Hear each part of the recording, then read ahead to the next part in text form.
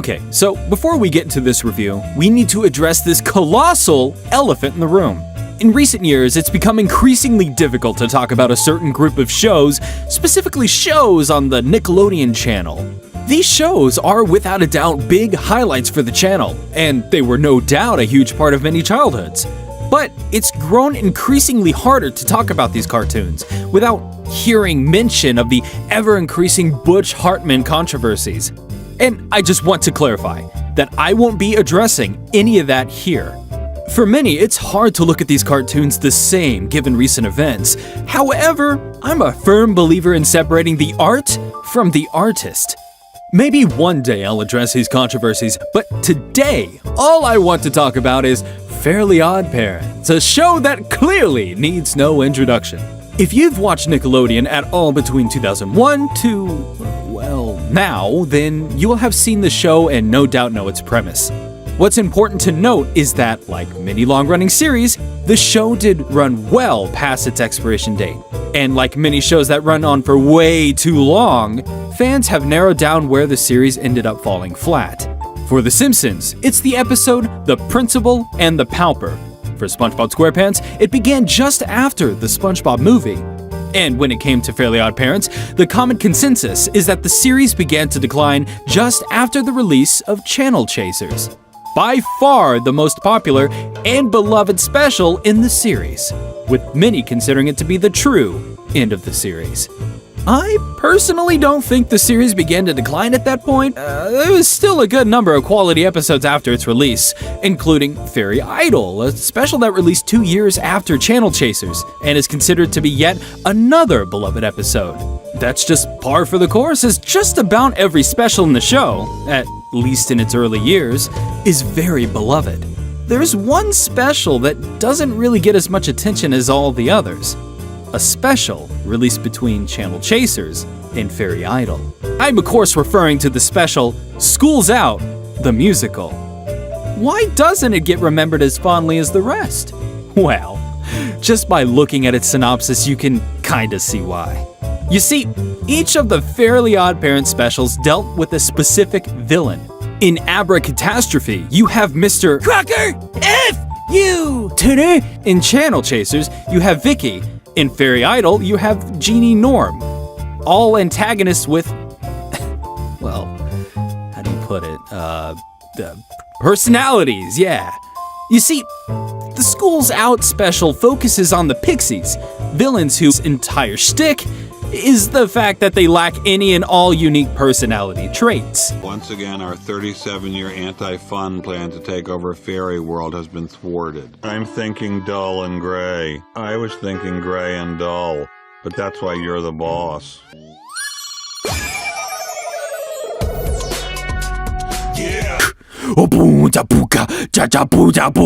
They aren't really anyone's first choice for a special antagonist. In fact, the series has a ton of far more suitable candidates. That being said, the reason I chose to do this review is not only because I disagree with that claim, but also because I feel that this special is far more important today than it has ever been. This special deals with a topic that is steadily becoming a reality, and I feel it's becoming ever more relevant. While looking over the topic, we'll also see if the special does have the quality to stand above the other specials. And with that, let's get started. This is Fairly Odd Parents, School's Out, the musical.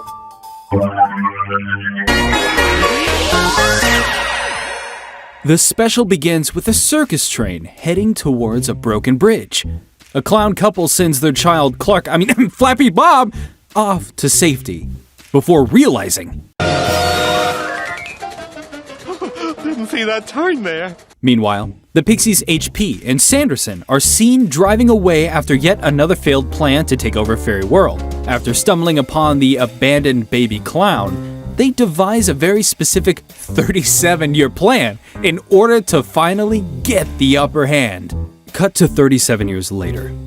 Everyone is anxiously waiting for summer break, the time of year kids most often have their fairies grant wishes. Taking advantage of the summer chaos, the Pixies use their magic to make the kids increasingly destructive. With the town getting more ruined each passing moment, the parents go to town hall in protest, blaming the mayor for what their own kids are doing.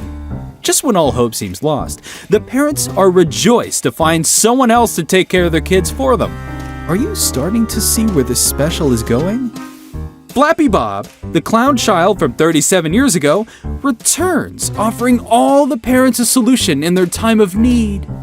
A 24-hour learnatorium, a summer camp the parents can leave their kids at all summer long. And let's just say, his little song and dance is very convincing. For the injuries incurred while your children wreck the town, you can learn to love your cellmate or just learn to love this clown. Of course, the camp turns out to be more of a prison, making sure it's literally impossible for any of the children to hurt themselves in any way. The Pixies show up and offer Timmy a little advice, pushing the idea that it's the adults who are the real problem.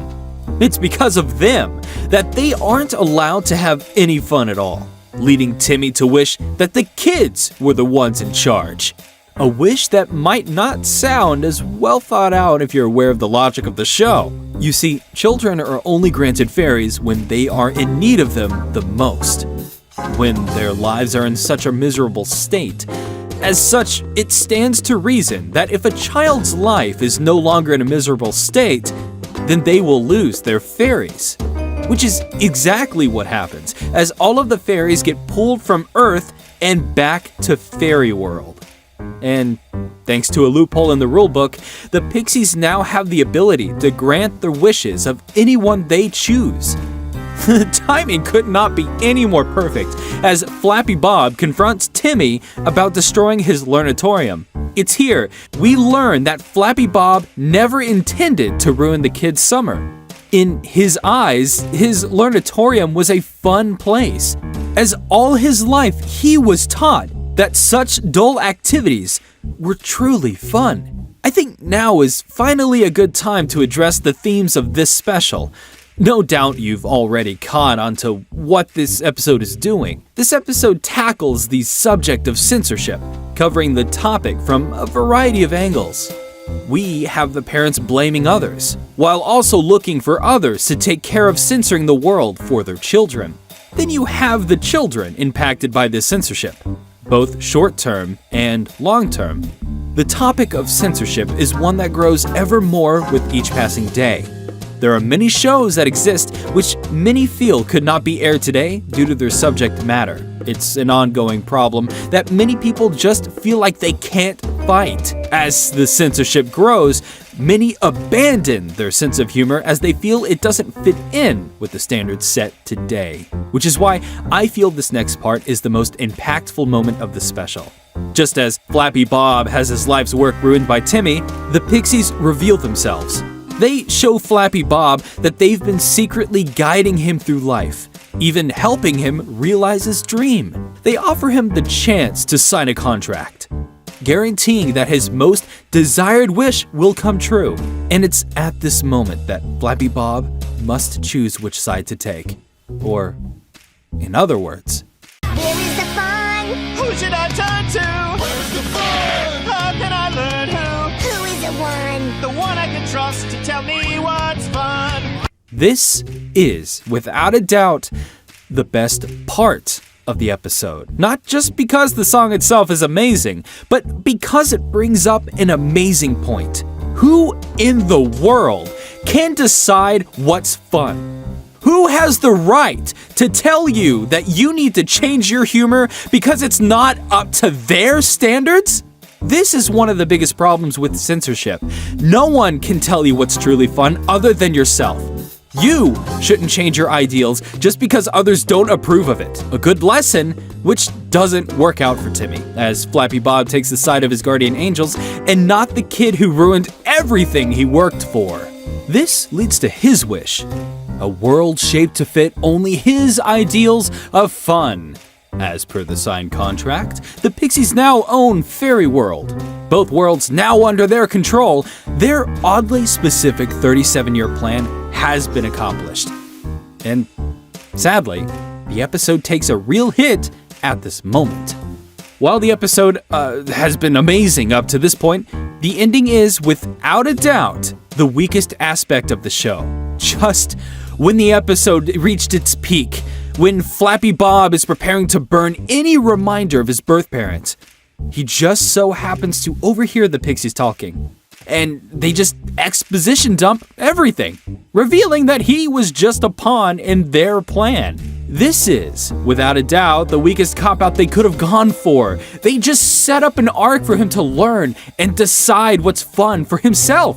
But instead, he just turns on the Pixies purely because of coincidence. And look, don't get me wrong, this isn't really that terrible, but after everything the movie set up, you'd think they would have some sort of climactic lesson learned here, but no, nothing gets learned in this episode. Literally every point gets undone just because the Pixies plotted the whole thing. With this new knowledge in tow, Flappy Bob finds Timmy and admits he made a mistake. He devises a plan of his own to get the Pixies' attention and find a loophole in their contract. They return the world back to the way it was, and the kids are free to enjoy their summer vacation once more. Hey! And that was Fairly Odd Parents, School's Out, the musical. Other than a very weak ending, I would say that this special really is one of the better ones. I've talked about the topic of this episode enough, and giving its ending, I really don't have a proper conclusion to end it on. So instead, let's finally address the special's quality. In just about every area, this episode exceeds with flying colors. The humor and the writing of this episode are fantastic. The jokes land far more often than they fall flat. With it being a musical, obviously, the soundtrack would be a vital aspect of the special. And I could safely say this special excels in its musical prowess. Sure, there are one or two songs in here that just really aren't great, but almost all of them nail it in both the writing and performance. It's also worth mentioning the antagonist, which I feel is why many don't talk about this special as much as the others. And it's true that the antagonists are very dry and dull. But, I feel like that's what makes their role in this special perfect. Not only are they a perfect fit for the topic of the special, but their dry humor, much like me, works wonders. It's a perfect contrast to the far sillier humor of the episode. And in the end, it really all comes down to taste. So it's easy to see why this episode didn't hit as well as the other specials did. There's so much praise I could give this movie that in others' eyes might seem like flaws.